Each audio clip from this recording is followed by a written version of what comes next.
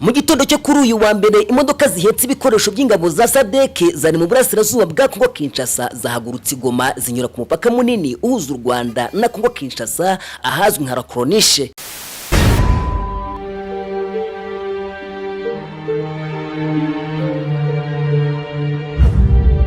Ku itariki 24 z'ukwezi kwa kabiri umwaka wa 2025 hari hashize igihe kirenga imyaka 3 mu burasirazuba bwa Repubulika Iharanira Demokarasi ya Kongo hongeye kubura bwa kabiri imirwano hagati y'ihuriro rya leta ya Kinshasa rigizwe n'ingabo za leta n'abafatanyabikorwa baryo bose mwihangana rikomeye n'umutwe wa 23 wabajujubije bikomeye. Icyo gihe imirwano yaragiye bakasa mutwe uyu mutwe w'inyeshyamba wa 23 waracuritse ikibuga cy'imirwano uragenda gukubitira ingabo zose za leta n'abazifasha bose ubambura ibice bikomeye muri Kivu y'Amajyaruguru birimo umujyi wa Goma waje gutuma isi yose cika ururondogoro. Icyo gihe ingabo zose zari zaraje gufata leta ya Kinshasa zarimo abacancuro b'abazungu, ingabo za SADC z'ibihugu bya Afrika y'Epfo. Urugamba rwari rwarabashaririye bikomeye cyane, barahondaguye ku rwego rwa nyuma batangira gusaba ko bataha bakava muri iyi mirwano. Icyo gihe u Rwanda rwabagiriye muhe rubahinzira, abo basirikare bose bari barakubiswe barahondaguye barabaye indembe, abandi baratangiye no gutwitira ku rugamba biganjemo abasirikare ba Afrika y'Epfo. Bose bahawe inzira bataha baciye mu gihugu cy'u Rwanda mu byiciro bitandukanye.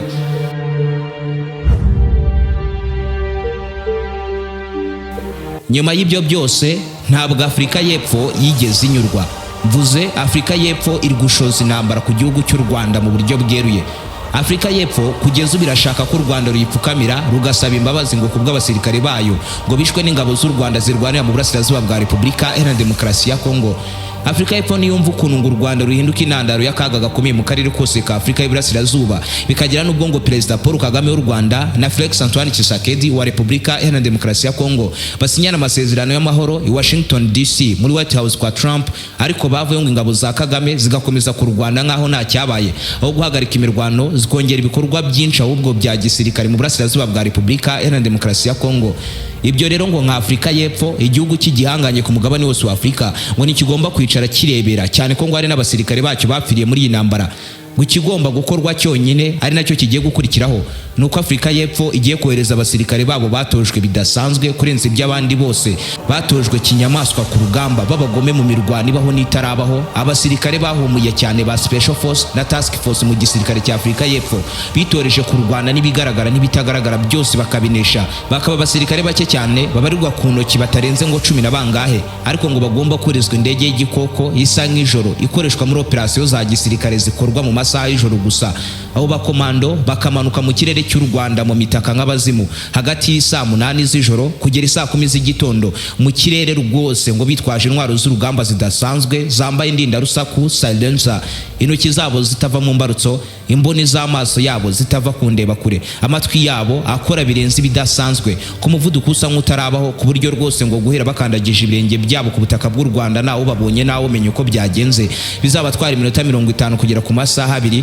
abo basirikare badasanzwe ngo 10 na bangahe ba Afrika y'Epfo bazaba bamaze gusenya igihugu cyose cy'u Rwanda banasubiye iwabo muri Afrika y'Epfo. Ubyumve neza ko rwose ngo abo basirikare bagomba gutanga isomo ku Rwanda rikomeye cyane bakarwima n'umwanya ngo wo gutabaza ku buryo ngo bazasenya u Rwanda rwose n'abaturanyi barwo muri Uganda ntibamenye uko byagenze.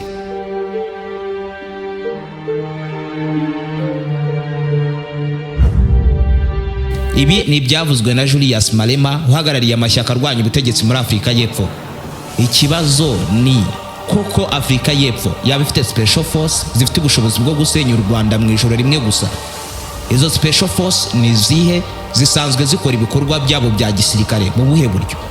Bimeze bite? Niba ari ubwa mbere wari wisanzwe kuri umuyoboro mugari w'ibyegeranyo mu Rwanda, icyo usabwa no gukanda subscribe ugafungura inzogera kugira ngo ukomeze gutungurwa no gusobanukirwa na byinshi cyane bimeze nk'ibicanganye kuri iyi sinzima dutuye. Ndi Aime Christian. Ikaze.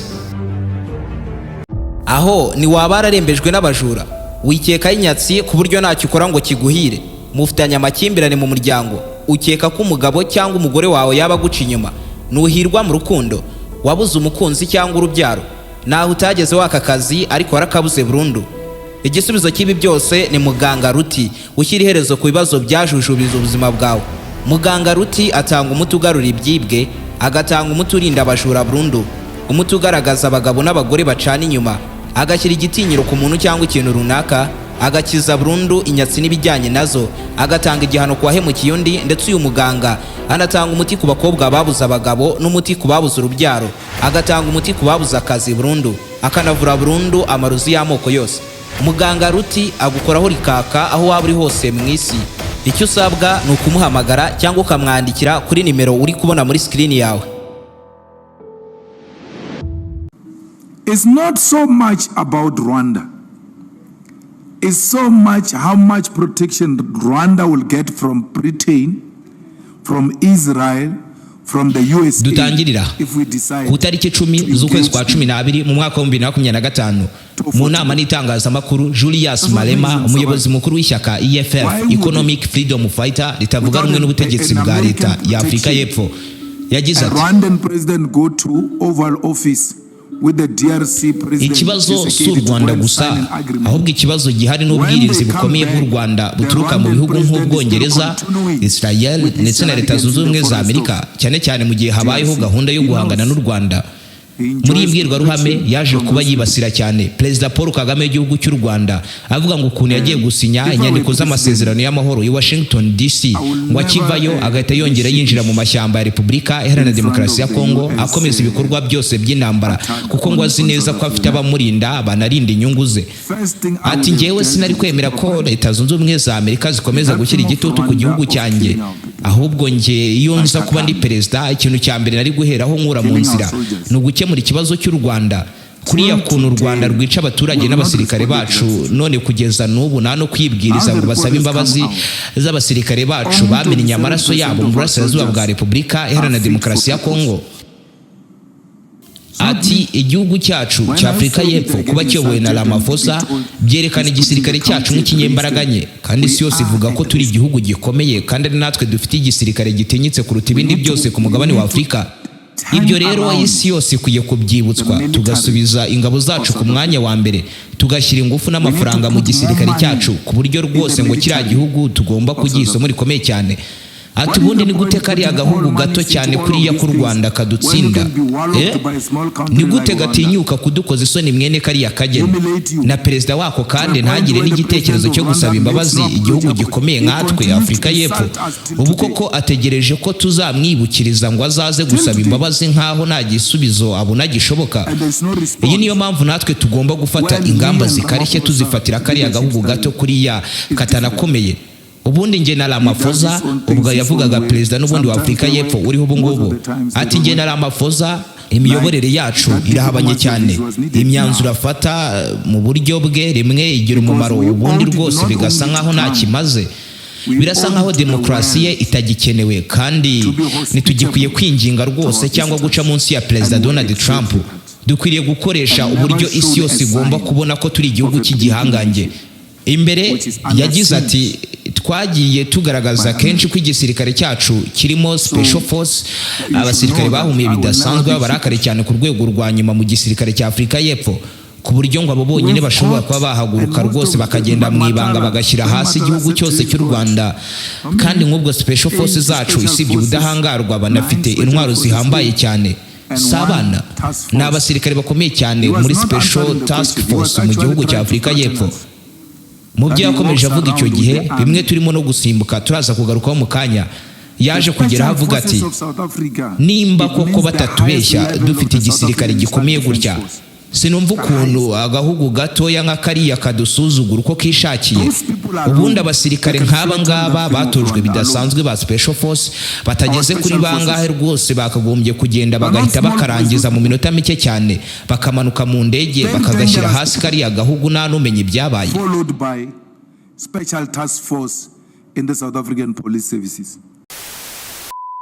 Ariko se izi ngabo, aba basirikare ngo bake cyane badasanzwe mu gisirikare cya Afurika y'Epfo bashyira hasi u Rwanda bakarunyuzaho akanyafu kunda, ni bande?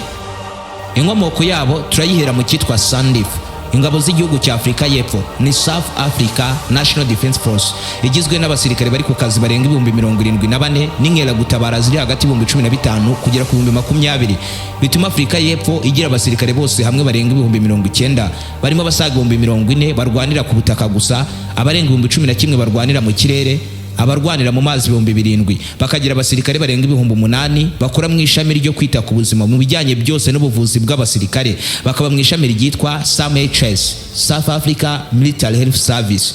Ukongeraho abandi bari hagati y'igihumbi kugera ku 1,500 babarizwa mu mitwe idasanzwe mu bya gisirikare muri za unit za special forces zahumuye cyane, ari nazo turi bwibandeho none kuko ngo aribo bazifashishwa mu gushyira hasi u Rwanda rwose mu minota mike cyane. Gusa ubusanzwe Afurika y'Epfo ni igihugu cya 8 ku mugabane wa Afurika mu kugira umubare munini w'abasirikare kuko kizi nyuma y'ibihugu nka Misiri, Ethiopia, Algeria, Repubulika Iharanira Demokarasi ya Congo, Morocco n'ibindi bihugu. Naho ku ruhando mpuzamahanga Afurika y'Epfo ifata umwanya wa 40 mu bihugu bifite abasirikare benshi ku isi. Ubyumve neza ko Afurika y'Epfo igisirikare cyabo si kinini mu mibare ariko kirusha ibindi bihugu ingufu ndetse n'imbaraga ku mugabane wose wa Afurika kuko cyo kiri balanced. No kuvuga ko igisirikare cyabo gifite ingufu ahantu hose yaba ku butaka, mu kirere no mu mazi. Igisirikare cyabo nta cyuho kigira. Mu gihe usanga handi muri Afurika bakunda kwibanda cyane mu gushyira ingufu mu bya gisirikare ariko ku ngufu zo ku butaka gusa, ariko ugasanga icyo mu mazi cyangwa mu kirere kirutwa n'ikidari. Ibi bituma rero Afurika yifuza kugasongera mu bihugu bifite igisirikare gikomeye bya nyabyo bubeto ku mugabane wose wa Afurika, kandi bakaba abasirikare bazobereye cyane urugamba, intambara n'utuntu twabo kuva mu myaka yashize. Ku ruhando mpuzamahanga Afurika y'Epfo ifata umwanya wa 40 mu bihugu bifite igisirikare gitinyitse ku isi hose ku rutonde rukorwa na Global Firepower. Kuri uru rutonde igafata umwanya wa 4 ku mugabane wa Afurika nyuma ya Misiri, Algeria na Nigeria. Nk'uko nabivuze haruguru, Afurika y'Epfo ifite abasirikare bari hagati y'igihumbi kugera ku 5 badasanzwe babarizwa mu mitwe nayo idasanzwe ya Special Force igera ku 9, ndetse abandi nabo ngo bagomba kuvanwamo abasirikare bagomba kurimbagura u Rwanda bakarushyira hasi. Izi unit za Special Force birumvikana ntabwo zose zinganya ubushobozi, gusa 5 muri zo nizivugirwamo zoherezwaho izindi nyengenzi zazo zigera zikananirwa, kandi ubwo nazo ziba zoherejwe abandi basirikare basanzwe baboherejwe bikabana kasamutwe. Muri zo harimo unit yitwa Pathfinder Platoon, abenshi bakunze kwita Parachute Brigade. Ni Special Force igizwe n'abasirikare barwanira mu kirere gusa, banakorera ibikorwa byabo bya gisirikare mu kirere, bakanakoresha inzira z'ikirere n'intwaro z'akaga zikoresherezwa hejuru yo ku bicu. Aba bagira intera ivuga first in last out, mbega babanza imbere mu gikorwa bagakorera amasuku aba bari inyuma, kandi bagakusanya amakuru mu ibanga rikomeye cyane mbere y'uko hakorwa ibitero urutura by'intwaro z'inkazi. Akenshi boherezwa kuri misiyo zananiranye ahantu hasa nk'aho hitaruye ibikorwa remezo ku buryo bigoranye kuba wahagera ukoresheje inzira z'ubutaka, bo bagaciye ikirere bakamanuka mu mitaka yabo, maze mu ibanga rikomeye bakaba bake cyane bishoboka, ariko bagateza akaga gakomeye cyane ku kibuga cy'imirwano. Aba mu bushobozi n'ubudahangarwa bwabo ku rugamba bakurikirwa na unit y'abasirikare ba Special Force yitwa Special Task Force STF, bakoreshwa mu bikorwa bike cyane ariko biteguranye utumaninyeri duhambaye cyane mu bya gisirikare, turimo no koherezwa gukubita umwanzi namenye cyamugonze ngo kirava he kirerekeza he, kuko bamukubitira mu myotsi bagakoresha igihe gito cyane bagahita basoza misiyo nawe urabutswa baribo. Abikizira kuri bo ni ikosa kwibeshya cyangwa guhusha ku rugamba, aho kubikora bapfa. Aba boherezwa kuri misiyo z'ijoro ziganjemo kurwanya iterabwoba n'ibindi nkabyo. Ibaza ariko ko Special Force igereranywa na Special Force zikomeye ku ruhando mpuzamahanga ku rwego rw'isi yose nka GSG9 yo mu Budage na FBI HRT yo muri Leta Zunze Ubumwe za Amerika. Gusa nubwo bakanganye gutya, nabo ubwabo batinya byo gutitira bitwa CCB, Civil Cooperation Bureau. Ni Special Force nayo idasanzwe mu gisirikare cya Afurika y'Epfo, ibarizwa mu cyitwa Covert Operations Unity. Bakora bwihishwa kuri misiyo zibanga zirenze izindi zinaguma kubibanga ubuziraherezo, bagakora icyitwa Intelligence Linked Operation. Misiyo ziba zapanzwe ku rwego rwa nyuma zikayoborwa kinyamwuga, kandi igenzurwa ryose rigakorwa n'ubwenge buhambaye cyane. Mu magambo make bibanda ku gukusanya amakuru mbere, ibikorwa bikaza nyuma, ariko ibyo bikorwa bikazira ikosa na rito. Ubyumve neza ko aba ba Special Force akenshi boherezwa kuri operasiyo zikorerwa hanze y'igihugu cya Afurika y'Epfo, ariko ibikorwa byabo byose biba bishingiye ku makuru y'ubutasi.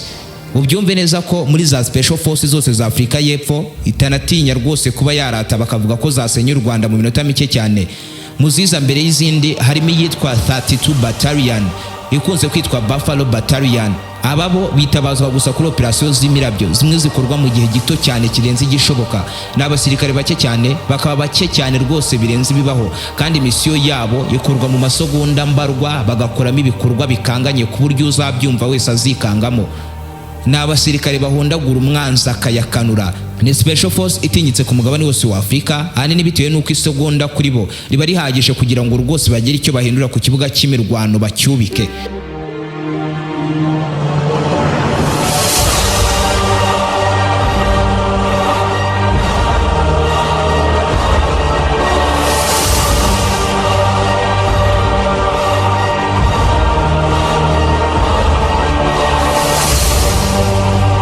Gusa ariko muri special forces z'igihugu cyose cya Afurika y'Epfo irimo ifite ubushobozi buhambaye, itinyitse kurenza izindi zose, ku buryo ari ihabwa amahirwe menshi yo kuba ariyo yakorezwa mu gihugu cy'u Rwanda, ngo bakagisira ibanga, bakagikubita bagiteruye rwose, ngo bakagikorera agashya gahambaye cyane bazahora bibuka, kandi byose bikaba mu ibanga, ku buryo ngo u Rwanda ruzajya rutekereza Afurika y'Epfo ngo bagahita batitira rwose, ubwoba bukabica.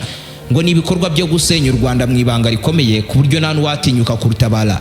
Special Force baratira ubu bushobozi bwose n'ubudahangarwa mu buryo bwuzuye n'iyitwa LEX, South Africa Special Force Brigades. Abo basirikare baratwa ku Rwanda nk'abazimu, bakitirirwa ko bashoboye kuba bashyira hasi igisirikare cyose cy'u Rwanda mu minota mbarwa, kandi n'abari bake cyane. Ni bande? Ni iki kibagira badasanzwe ku buryo baratwa ibi byose? Bitwa LEX, niryo tsinda rya mbere ry'abasirikare batinyitse kurenza abandi bose mu gisirikare cya Afurika y'Epfo. Nibo bantu batozwa gukora iby'igisirikare kidashoboye kuba cyakora. Mbega imbere yabo basirikare basanzwe baba babaye nk'abasivile, baba ari bake cyane birenze ibishoboka, bafite ubwenge bubangutse ku kigero kirenze cya muntu, kandi ubushobozi bwabo mu bikorwa bya gisirikare birangwa no kubibanga n'intsinzi ihambaye cyane mu bikorwa byabo byose. Ubundi ijambo LEC ni impine y'ijambo ry'icyongereza reconnaissance, risobanura kwinjira cyangwa se kugenda utuje bucece ugakusanya amakuru nawe ukubonye. Mbega ni nk'aho ari ubutasi mu yandi magambo. Ubyumve neza ko operasiyo zabo bazisoza mu ijoro, nta wurabutswa baribo nuko byagenze n'uburyo babikozemo. Aba ni abahanga cyane mu guhagarika ibiteza byose umutekano muke ku gihugu cyose cya Afurika y'Epfo, ndetse bakaba banakorana bya hafi cyane n'inzego z'ubutasi, ariko akenshi bakoherezwa gukora ibikorwa bya gisirikare kure y'igihugu cya Afurika y'Epfo. Igituma iri tsinda ryitwa iriyoboye andi yose muri Afurika y'Epfo ni imyitozo cyangwa se ikosi rikakaye cyane, imyitwarire ndetse no kugira ubwenge bubangutse cyane n'imibiri ikomeye biteye ubwoba, ariko kandi bikaba byegereye kudashoboka kuba bavumburwa mu gihe bari mu bikorwa byabo bya gisirikare. Igituma buri wese abatinyira uko bari ku rugamba nuko nawe umenye ngo bagereye ryari aho bibera, kandi ibitero byabo birindwa mubi, wongeyeho no kurokoka aho byegereye kudashoboka. Aba basirikare bose batorezwa guca mu bibaho n'ibitarabaho, ibicibwamo n'ibidacibwamo, kandi bakaba bakorera ibikorwa byabo bya gisirikare ariho hose ku isi. Bagakorera imyitozo cyangwa se ikosi ku butaka mu bice bisa nk'aho bitandukanye ariko bigoranye, birimo amashyamba, ubutayu, imisozi, ibyaro ndetse n'imijyi. Ukongera ikosi ryo mu mazi, harimo no kugera hasi ku ndiba z'inyanja ku mpamvu z'ibikorwa bya gisirikare gusa, ibyitwa combat diving, gukaza umutekano ku nkengero cyangwa se inkombe z'amazi n'ibindi. Wongeyeho imyitozo ihambaye yo mu kirere, harimo kumanuka mu mitaka, gusimbuka basimbukiye hejuru kure cyane mu kirere, kandi byose bikaba mu ijoro ryuje umwijima. Ubyumve neza ko abasirikare bageze iyo unit ya Special Force batozwa kubaho nk'abatariho, bakabaho ntacyo bafite kigaragara kibabeshejeho, no gushaka inzira n'amerekezo nta telefone, isaha cyangwa GPS. Ku ruhando mpuzamahanga, iyi Special Force ya LEX igereranywa na Special Force zikomeye ku ruhando rw'isi yose, zirimo SAS yo mu Bwongereza, Navy SEAL yo muri Leta Zunze Ubumwe za Amerika, n'izindi zikomeye ku ruhando mpuzamahanga, cyane cyane ku mugabane w'i Burayi. Utese iyi unit ya Special Force ya LEX baririmbye iyihe?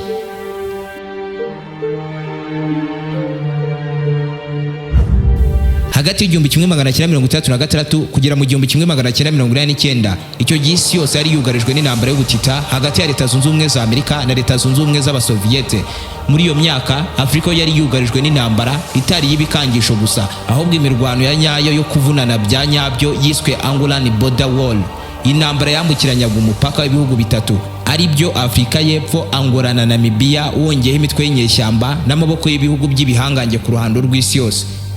Byagenze bite? Niki cyateye intambara? Muri iki gihe Namibia tuzi uyu munsi, muri iyo myaka yitwaga South West Africa igenzurwa na Afurika y'Epfo, Icyo gihe rero Namibia yashakaga ubwigenge ikava mu maboko ya Afurika y'Epfo. Ibyo bikorwa byose byo kwigumura kuri leta ya Afurika y'Epfo byari biyobowe n'umutwe w'inyeshyamba witwaga SWAPO. Nyuma waje kubishyaka ari nabo batangije intambara kuri Afurika y'Epfo, ariko ibirindiro byabo byose byabarizwaga muri Angola.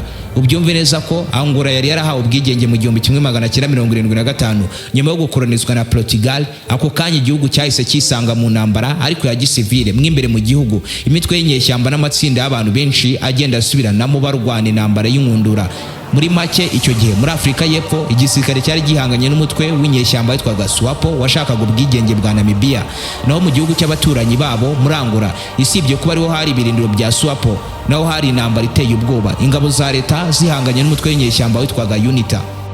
Muri iyo mirwano yose Amerika yafashaga ingabo za Afurika y'Epfo kurwana na SWAPO, ikanafasha UNITA yari ihanganye na leta ya Angola, naho Abarusiya na Cuba bagafasha leta ya Angola guhangana n'umutwe w'inyeshyamba wa UNITA. Iyi mirwano yose yabereye mu majyepfo ya Angola, mu majyaruguru ya Namibia no mu bice bigiye bitandukanye by'amashyamba, ubutayu n'ibihuru. Ariyo mpamvu aho ibi byose byaberewe munsi bahita Bushwall, ni ibihuru byitiriwe intambara. Sasa Afurika y'Epfo yarimo intambara na Angola nayo ubwayo irimo intambara, ariko izo ntambara zose zarimo zibera mu bihugu mw'imbere. Hari ukuntu intambara igicanga abantu ntibayisobanukirwe neza. Ibyo rero twe nibyo tugiye kwirinda, tunabihuze na Special Force igomba gusenya ngo igihugu cyose cy'u Rwanda mu minota mike cyane. Mu gusobanukirwa ibi byose rero birasaba ko dusubira inyuma ho gato. Ni ukuvuga Namibia, Afurika y'Epfo na Angola ni ibihugu byombi bituranye ako kabika hano. Noneho nyuma y'intambara ya mbere y'isi yose Afurika y'Epfo yafashe Namibia irayigenzura, bimera nka Afurika y'Epfo ikoloniza Namibia. Bivuze ko Namibia nta mbwigenge yari ifite. Ibyo byaje kuzatuma habaho umutwe w'inyeshyamba witwa SWAPO wabayeho ugamije kugobotura Namibia amaboko ya Afurika y'Epfo ku ngufu, bakayishakira ubwigenge. Naho muri Angola leta yarimo ihangana bikomeye n'umutwe wa UNITA n'indi mitwe igiye itandukanye y'inyeshyamba. Uko byagenze rero SWAPO yarwaniraga Namibia yari ifite ibirindiro muri Angola, kandi Afurika y'Epfo yashakaga kurimbura SWAPO ihereye ku birindiro byabo byari muri Angola. Bituma ingabo za Afurika y'Epfo zambuka umupaka zijya gusenya ibirindiro byubatse muri Angola. Bamena ibisasu byinshi ku butaka bwa Angola ngo bari gusenya ibirindiro bya SWAPO. Muri make byasaga nk'aho Afurika y'Epfo yatatse amatware ya Angola, banarengaho bafashe umutwe w'inyeshyamba witwaga UNITA warwanyaga ubutegetsi bwa Angola. Bituma Angola irwana isa nk'iyitabara. Intambara yambuka umupaka, gutyo imirwano ifata indi ntera. Ni ukuvuga ngo Angola yemeye gufasha umutwe wa SWAPO kuko SWAPO ari umutwe warwanyaga leta ishyira imbere irondaruhu muri Afurika y'Epfo, kandi leta ya Angola nayo ubwayo ntiyacanaga uwaka rwose n'irondaruhu muri icyo gihe. Ibi byatumye Angola yemerera SWAPO imyitozo cyangwa se ikosi rya gisirikare ndetse naho kuba ku butaka bwabo, akaba ari naho bategurira ibikorwa byose by'intambara. Bivuze ko Namibia yarwaniraga ubwigenge bwabo kuri Afurika y'Epfo, ariko igafashwa na Angola, na Afurika y'Epfo ikarwana n'umutwe wa SWAPO warwaniraga Namibia. Barengaho banataka Angola bafashaga intambara, ibintambara y'ubukana buhambaye cyane. Icyo gihe muri iyo mirwano yose Afurika y'Epfo yifashijemo Special Force ya Lex mu bikorwa byabo bya gisirikare, kuko iyi unit ya gisirikare niyo yabanje kwinjira mw'imbere mu matwari ya Angola bwihishwa, bakusanya amakuru yose mu ibanga rikomeye cyane. Baharura inzira bagenzi babo bakajya bataka bazi neza aho bagiye, ibiriyo byose nuko baraza kurwana. Bakohereza indege z'intambara zikoreye za bombe zizi neza aho kurasa n'icyo kurasa.